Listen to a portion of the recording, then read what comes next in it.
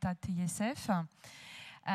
Et puis qui seront complétées par des paroles de TISF nouvellement diplômées, donc voilà, qui ont pris des postes dans des structures différentes. Donc elles nous parleront aussi des postes qu'elles ont occupés. Mais voilà, déjà je laisse la place donc à Madame Mongenot, directrice de la section d'aide à domicile de Rockefeller à Lyon, Sylvie Ifli, responsable pédagogique à Adifort à Saint-Jean-Bonnefond, et Violaine Monnier, coordinatrice pédagogique à l'Institut Carrel de Lyon. Bonjour, donc les interventions précédentes vous ont montré tout l'intérêt du métier, mais aussi la spécificité et la complexité de l'intervention. Donc, j'allais dire, de fait, la nécessité et l'intérêt de la formation. Donc, 3 centres de formation, Adifort, Carrel et l'école Rockefeller. Nous avons fait le choix, dans une période où souvent on axe sur la spécificité, les différences, de vous parler rapidement des points communs. Les points communs qui nous rassemblent en tant que centre de formation TISF, c'est d'abord d'être des structures associatives avec une mission de service public. Ça nous paraît essentiel dans le contexte du travail social. C'est d'être aussi agréé, initialement, d'avoir été agréé par la DRJSCS pour justement pouvoir former de manière tout à fait respectueuse de ce qui est la complexité et la rigueur des textes professionnels, pouvoir former au diplôme d'État. L'autre point commun, c'est que nous avons aussi d'autres formations diplômantes, du travail social, voire formation sanitaire. Nous formons aussi dans l'accompagnement à la validation des acquis et d'expérience, qui est un dispositif dont vous avez tout à l'heure entendu parler. Et puis, nous dispensons aussi des formations continues pour les salariés, c'est-à-dire de pouvoir répondre aussi à ce qui va être l'évolution des besoins pendant le parcours après professionnel. Alors, nous poursuivons des objectifs communs. On a un PowerPoint qui est en clair-obscur. Et c'est vrai qu'il y a quand même une symbolique autour de ça, puisque la formation, comme le métier, fait partie quand même des métiers de l'ombre. On n'a pas encore cet élément qu'on attend de la journée, cette lumière qu'on attend de la journée, mais voilà, on est quand même dans cette dynamique. Alors, les objectifs communs, justement, c'est de faire venir, de montrer l'intérêt et de faire venir vers la formation des publics jeunes, mais aussi moins jeunes, puisque c'est l'intérêt aussi de ces secteurs-là, c'est de pouvoir intégrer des gens d'âges différents, puisqu'ils vont intervenir auprès de publics différents. Ça va être de former, bien sûr, formation professionnelle, donc d'accompagner dans tout ce qui va être le dispositif et l'acquisition de la complexité des compétences que vous avez pu déjà mesurer à travers les présentations de ce matin. Ça va être d'accompagner au diplôme d'État, parce que le but, c'est la qualification des personnes, une reconnaissance officielle. Ça va être aussi, bien entendu, d'accompagner vers l'emploi, puisque c'est l'élément clé. Si on forme, si on qualifie des gens, c'est pour qu'ensuite ils remplissent une mission sur le terrain. Donc, au niveau des atouts de nos centres, le premier atout, c'est l'expérience. On a évoqué tout à l'heure l'histoire. Eh bien, les centres de formation ont été inscrits dans l'histoire un demi-siècle maintenant de formation, une cinquantaine d'années. Ça veut dire aussi une adaptation. Alors, je vous rassure, le personnel a évolué, mais donc une adaptation à l'évolution des publics que nos stagiaires vont aller aider, mais une adaptation aussi à l'évolution des publics qui viennent vers la formation. Et ça, c'est un élément clé. Le réseau, le premier réseau, c'est le réseau professionnel, les terrains professionnels. On a parlé de coéducation tout à l'heure. Là, on parle de co-formation. Ce sont les terrains professionnels qui travaillent avec nous pour former après les professionnels adaptés. Et puis les partenaires autres, je ne vais pas les reciter, ils sont intervenus en partie, ils interviendront aussi cet après-midi. C'est élargi bien sûr avec tous les conseillers d'orientation, qu'ils soient du Pôle emploi ou des missions locales, toutes les personnes qui accompagnent les jeunes vers justement une orientation professionnelle. Le maillage, qui est un atout aussi, le maillage du territoire. Alors on a parlé Rhône-Alpes, en attendant l'Auvergne, le maillage du territoire par 3 centres de formation. Alors Adifort, qui est sur Saint-Étienne et qui est centré sur la Loire et de la Haute-Loire, Carrel, qui intervient en délocalisation sur les territoires de l'Ain, de la Savoie et de la Haute-Savoie, de l'Isère et de Dromardèche, et Rockefeller, qui est centré sur le Rhône, mais qui reçoit aussi des futurs professionnels de l'Ain, de l'Isère, de la Loire, de la Savoie et de Drôme-Ardèche. Donc, 3 centres, ça peut paraître réduit pour accueillir les publics. En même temps, on est sur la problématique qui a été soulevée tout à l'heure par Mme Lesbros-Salquet, qui est de créer des flux vers la formation. Alors, l'évolution du métier, qui a été aussi l'évolution de la formation, ça a été une logique de professionnalisation. Vous l'avez suivi à travers les interventions initiales. D'abord partir, et ça a été l'élément fort de la réforme de 1999, quand on est devenu justement diplôme d'État technicien d'intervention sociale et familiale, c'est de partir des besoins des personnes aidées. Et là, vous avez mesuré toute la complexité des situations pour ensuite pouvoir positionner des qualifications, puisqu'il faut des intervenants qualifiés dans des situations complexes, et donc avec des niveaux de compétences qui, suivant la complexité de la situation, peuvent être auxiliaire de vie sociale, mais là, TISF, dans celle que le thème qui nous intéresse actuellement. D'où la création de référentiels métiers, et c'est bien le diplôme d'État TISF de 1999 qui, le premier, était construit sur les référentiels métiers qui ont fait après le chemin de tous les métiers du travail social. Les référentiels métiers avec une définition claire des activités et des compétences attendues des professionnels, et dans ce qui était évoqué précédemment, qui étaient les limites d'intervention, c'est aussi cet élément clé-là, de pouvoir cadrer. Le référentiel de formation, et là ça a été la grande nouveauté, c'est que la formation est venue justement à partir des besoins du terrain et du métier, des référentiels de formation avec 6 domaines de formation bien clairement identifiés, et puis des référentiels de certification, puisque si on veut aussi que les gens soient qualifiés, il faut qu'il y ait une reconnaissance par justement un diplôme d'État qui va être en fait délivré par l'État et non pas par les centres de formation. Et puis, ce qui était le déficit, c'est au niveau TISF, mais plus largement dans l'aide à domicile, c'est la notion du statut social. Et c'est vrai qu'il y a bien sûr les conventions collectives, mais on sent que cette notion d'une reconnaissance est un élément clé pour que les gens aient aussi envie de venir et comprennent ce que va être la logique et l'importance du métier.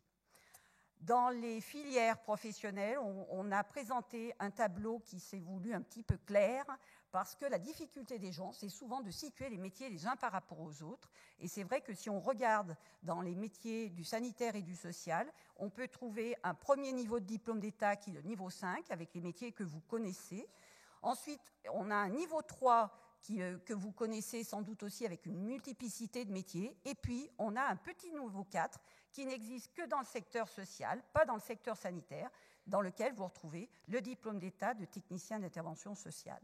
Alors, l'intérêt là, c'est de voir qu'il y a aussi quelque chose qui est de l'ordre d'une perspective de carrière, de transversalité aussi et de reconnaissance de compétences. On regarde celles qui vous seront présentées dans le cadre de la formation, de manière à ce que les gens puissent ensuite évoluer, mais se repositionnent bien dans le niveau de qualification. Niveau 4, je redis, c'est un niveau bac par rapport à l'évolution professionnelle qui a été évoquée tout à l'heure. Donc là, on n'est plus niveau BEP, BEPC, on est niveau bac, et le diplôme d'État, pour les gens qui ne l'auraient pas, donne l'équivalence officielle du bac. Voilà. Alors, l'important, c'est de pouvoir accéder à la formation, et accéder à la formation avec toutes les sécurités qui seront celles aussi, qui seront nécessaires pour l'accompagnement pendant le temps de formation, mais qui seront nécessaires aussi pour la réalité justement de l'exercice professionnel à l'issue. Donc ma collègue va vous présenter cet élément clé qui est l'accès à la formation. Bonjour, merci. Donc moi je suis du centre de formation ADIFOR ADMR de Saint-Jean-Bonnefond. Donc pour poursuivre ce que Frédéric Mongenot venait de vous expliquer, pour rentrer en formation de TISF, eh bien il y a nécessité de passer des tests d'admission. L'idée étant de sécuriser l'entrée en formation pour ensuite, nous le verrons dans les méthodes pédagogiques, sécuriser le parcours entier pour pouvoir amener chacun des stagiaires à la fin de son parcours et à l'obtention du diplôme. Alors, dans un premier temps, nous faisons des réunions d'information collective bien en amont des épreuves de sélection pour pouvoir expliquer aux candidats potentiels ce que nous attendons d'eux dans le cadre de cette formation. Il nous arrive également de pouvoir faire ce type d'information auprès de nos prescripteurs, Pôle emploi, Mission locale, les centres qui font des bilans de compétences, parce que la journée en est pour preuve, ce métier est mal connu. Et il est parfois indispensable de réexpliquer ce qu'il en est. Une fois que ces informations collectives sont faites, eh bien, la candidature se fait sur dossier. Donc nous avons des dossiers à compléter. Et puis s'ensuit des épreuves. Alors les épreuves d'admissibilité, qui sont des épreuves écrites, les détenteurs du baccalauréat, quel que soit le bac, qu'il soit général, technologique ou professionnel, dispensent de l'épreuve écrite. L'épreuve écrite, c'est une épreuve de culture générale. Voilà, ce sont des questions d'actualité, donc il n'est pas nécessaire d'être technicien dans quelque secteur que ce soit du social. Il suffit d'être un petit peu ouvert sur le monde. Et à travers cette épreuve, on évalue la capacité de réflexion, la capacité d'analyse, et puis les connaissances un petit peu de ce qui se passe autour de soi à l'instant T. On évalue également les capacités à l'écriture, puisque de plus en plus les TISF sont amenés à écrire. Et au-delà de l'écriture, c'est surtout l'objectif que cet écrit a et l'importance qu'il peut revêtir. D'où l'intérêt de maîtriser un minimum la langue, même si tout ça se travaille par la suite en formation. Les personnes qui ont la moyenne à l'épreuve écrite passent une épreuve orale, qui est une épreuve, un entretien de motivation, avec un petit exercice pratique, on va dire, une petite étude de situation travaillée au préalable. Là encore, on n'attend pas des réponses exactes, mais on apprécie la capacité à réfléchir encore une fois, et puis on évalue la motivation du candidat, et puis également tout un tas de caractéristiques pratico-pratiques, pour s'assurer que le parcours puisse aller jusqu'au bout. Voilà. Dans ces questions, ça peut être, est-ce que vous avez le permis à une voiture, par exemple, puisque on sait que sur le terrain, c'est bien souvent essentiel. Alors, ça n'avance pas. Là. Donc, je vais vous parler un petit peu des prérequis. Alors, on a fait le choix de les diviser en trois grands registres. En termes de capacité relationnelle, alors ça, c'est des choses qu'on évalue lors des entretiens. Je dis bien qu'on évalue, on n'est jamais sûr de rien. Un entretien, c'est court, donc on essaye de voir un maximum. Voilà, ce qui nous paraît important, ce sont des qualités d'écoute, d'ouverture d'esprit, une sensibilité aux problèmes sociaux, l'adaptabilité, on en parle depuis tout à l'heure, un bon équilibre psychologique. On ne vient pas se réparer en formation, ce n'est pas du tout le lieu. Il faut quand même être bien dans ses baskets pour pouvoir aider des gens en difficulté. La prise en compte et le respect de l'autre, le non-jugement, bien sûr, et la maîtrise de soi. Il y a un certain nombre aussi de capacités techniques et pratiques, puisque tant en formation que sur le terrain, eh bien, il y a des activités pratiques à faire lors de l'entretien du logement, de la cuisine, de pouvoir porter de jeunes enfants. Donc voilà, des capacités d'organisation, des aptitudes gestuelles. Si on a des blessures au dos, à l'épaule, ça peut remettre en question une entrée en formation. Une bonne santé physique générale. Et puis des capacités intellectuelles, avec où on va évaluer la qualité d'expression, la réflexion, le sens de l'analyse, l'aptitude à l'écrit. C'est ce que je retraçais tout à l'heure quand on parlait des épreuves d'admissibilité et d'admission. Je suis allée trop loin. Voilà. Il s'agit aussi d'évaluer avec le candidat lors des sélections la construction du projet de formation. Qu'est-ce qui fait aujourd'hui que ce candidat il a envie d'être TISF? Et en ce sens, nous, on pointe bien la différenciation entre l'engagement bénévole et l'exercice professionnel. On peut avoir envie d'aider l'autre, mais il ne faut pas oublier qu'il y a une identité professionnelle qui doit se construire avec un positionnement qui doit se travailler. Voilà. Et puis, on retrace la construction de ce projet en lien avec une histoire de vie, à s'assurer encore une fois qu'on n'est pas là pour se réparer, mais que néanmoins on peut utiliser son histoire de vie qu'on mettra à profit de son projet professionnel et de la construction de son identité professionnelle. Et puis on évalue la stabilité du projet quant au financement. J'entends par là la rémunération, puisque le coût pédagogique de la formation est pris en charge par la région. Mais s'assurer que nos stagiaires vont pouvoir se nourrir tout bonnement pendant les 2 ans de formation, puisqu'on leur présente bien souvent que c'est une formation qui demande de l'engagement, de l'investissement personnel, et que si dès lors on peut éviter toutes les difficultés qui viendraient entraver ce travail-là, c'est quand même plus sage. Il est question de la mobilité géographique, d'une part pour trouver des lieux de stage, et puis par la suite pour pouvoir prétendre à un emploi.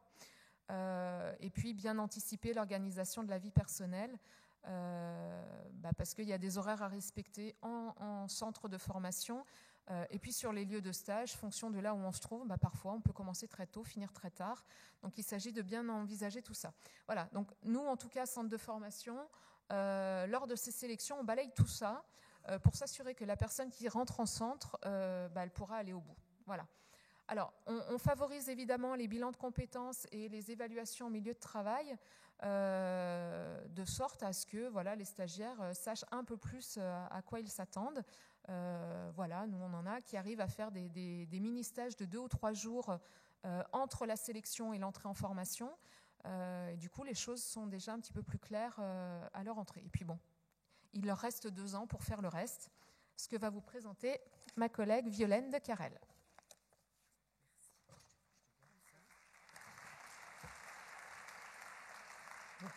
Donc bonjour à toutes et à tous, Violaine Moignier, Institut Carrel, et moi je vais vous présenter la formation dans sa globalité et comment se déroule cette formation de TISF. Tout d'abord, et comme le précisait Frédéric tout à l'heure, c'est une formation qui fait référence à des textes officiels déterminés par les ministères et pour lesquels nous avons, nous, à nous référer de manière très précise. D'abord, autour de la construction de l'identité professionnelle, on l'a vu depuis ce matin, la notion de partage, de co-construction d'identité professionnelle se fait bien entendu avec les terrains, avec les associations et avec les employeurs. Et cette co-construction, elle se fait par le biais de stages, puisqu'il y a une alternance entre des périodes de stage et des périodes de cours. Pour vous donner un ordre d'idée, ça apparaît, c'est allé trop vite. Mais on est allé bien trop vite. Voilà. Pour vous donner un ordre d'idée de la construction de cette formation, on est donc sur une formation de 2 ans qui est articulée autour de 950 heures de formation théorique et de 1155 heures de stage pratique. Donc on voit là que l'importance de la pratique professionnelle et de cette construction professionnelle, elle se fait aussi par le biais des stages. Et puis cette construction professionnelle va se faire aussi par l'acquisition de compétences, 6 compétences que vont acquérir les élèves au fur et à mesure de la formation. Donc venons-en à ces 6 compétences. La première qui pour nous est le cœur de métier et qui est la conduite du projet d'aide à la personne, qui est ce qui va permettre de déterminer le champ d'intervention du TISF au domicile. Alors vous ne voyez pas très bien ce qu'il y a écrit. Le deuxième domaine de compétences touche à la communication professionnelle et au travail en réseau, ce qui était très bien expliqué par les TISF qui témoignaient juste avant nous, de dire l'importance des écrits pour la prise en compte et l'accompagnement des familles, cette importance de cette communication professionnelle et de ce travail en réseau avec d'autres partenaires. Le troisième domaine de compétences va toucher à la réalisation des actes de la vie quotidienne, tout ce qui va être entretien du linge, entretien du cadre de vie, tout ce qui va toucher à la connaissance, tout ce qui va être à la cuisine, et puis tout ce qui va être les soins à la personne et l'ergonomie.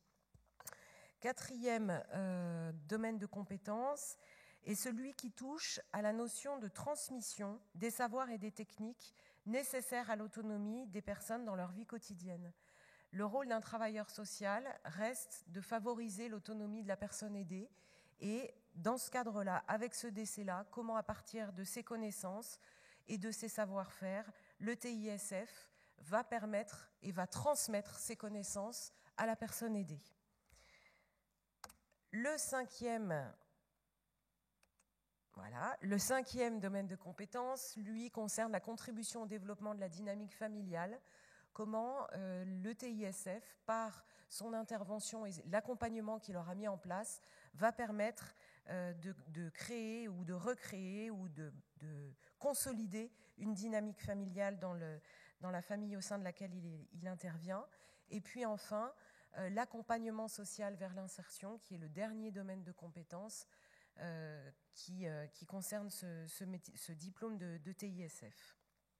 Donc là, tout ce qui va être les différents accompagnements sociaux en fonction du public et les différentes aides qui peuvent être mises en place pour les différents usagers et bénéficiaires. Au niveau des méthodes pédagogiques, comme je vous le disais juste précédemment, on est sur une alternance pédagogie des différents modes pédagogiques entre les périodes de théorie et les périodes de stage, avec des méthodes interactives, comment on mobilise les acquis, les potentialités de chacun de nos élèves pendant les cours, amener nos élèves à travailler sur leur représentation, puisque un des axes et un des profils et un des attendus de ce métier, c'est le non-jugement, justement travailler sur la notion de la représentation. Il y a également des analyses de situation, de mise en situation, de jeux de rôle, des analyses de la pratique qui peuvent également être mises en place. On favorise également parmi nos intervenants des professionnels de terrain pour venir apporter leurs témoignages, leur expérience et leurs compétences à nos élèves. Et puis enfin, des accompagnements individuels par le référent formateur en formation et par le tuteur de stage. Notre collaboration avec les terrains de stage ne s'arrête pas à la simple construction pédagogique et ce jeu d'alternance entre des périodes de cours et des périodes de stage, mais nous collaborons aussi avec les terrains de stage sur les jurys d'admission en formation. Il est extrêmement important pour nous d'avoir les regards des professionnels sur les jurys d'admission qui se font en binôme. Des conventions avec les sites qualifiants et des conventions individuelles tripartites signées avec certains terrains de stage, un tutorat structuré, puisque nous avons sur chaque terrain de stage des référents professionnels et des tuteurs directs, des visites de stage systématiques dès lors que nos élèves sont en stage. Il y a une visite qui est organisée par chaque établissement de formation. On l'a dit, mais on le redit ici, les interventions en formation. Les participations des professionnels terrain au jury de certification organisées par la DRJSCS, et puis enfin des rencontres entre sites qualifiants et centres de formation. Pourquoi ? Parce que le terrain de stage est et reste un potentiel employeur de TISF à l'issue de la formation. Je termine par le diplôme d'État de TISF. La certification de ce diplôme se fait par plusieurs modalités.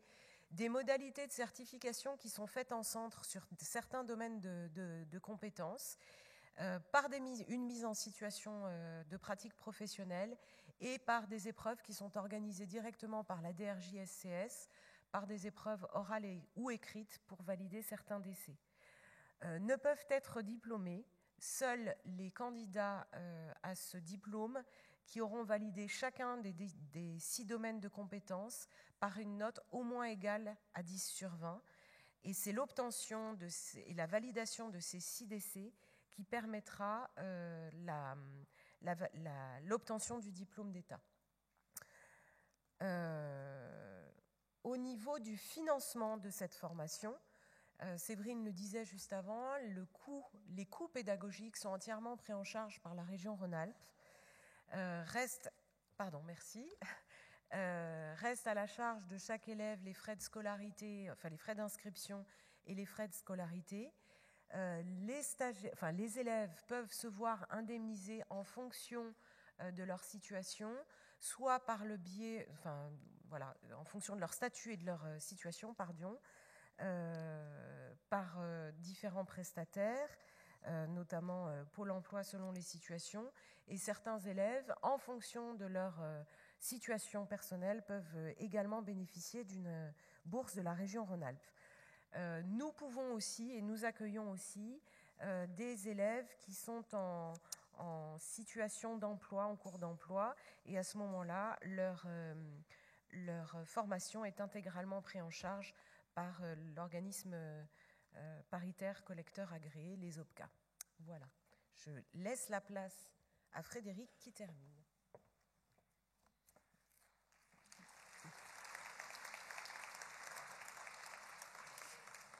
Donc en résumé, le terme peut paraître impropre, mais le métier de TISF et les axes dans lesquels nous travaillons au niveau des centres de formation, c'est bien sûr sur ces axes clés de travailleur social, qu'il se resitue, qu'il s'identifie en tant que tel et qu'il soit identifié par les autres professionnels en tant que tel.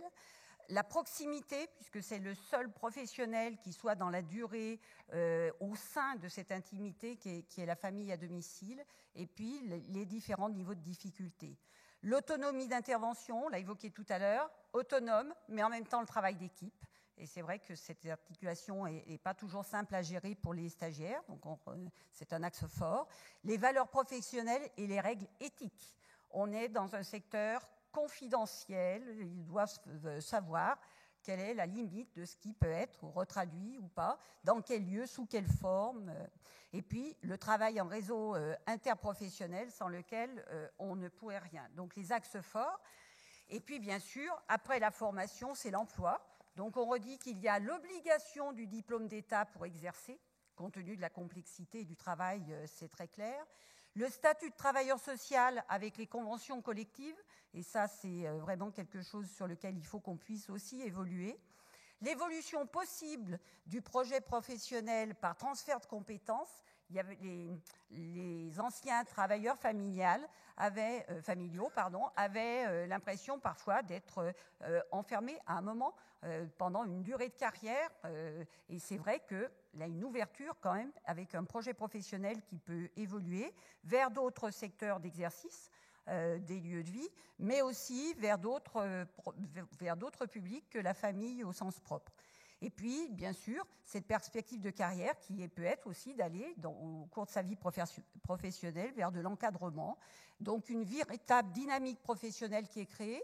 Et on souhaite qu'à l'issue de la formation, nous sommes convaincus, on parlait de militantisme sur le secteur associatif, on peut dire la même chose au niveau des centres de formation. Donc, une véritable dynamique professionnelle. Et là, je crois que c'est les jeunes professionnels qui pourront vous montrer l'aboutissement et la dynamique créée. Merci.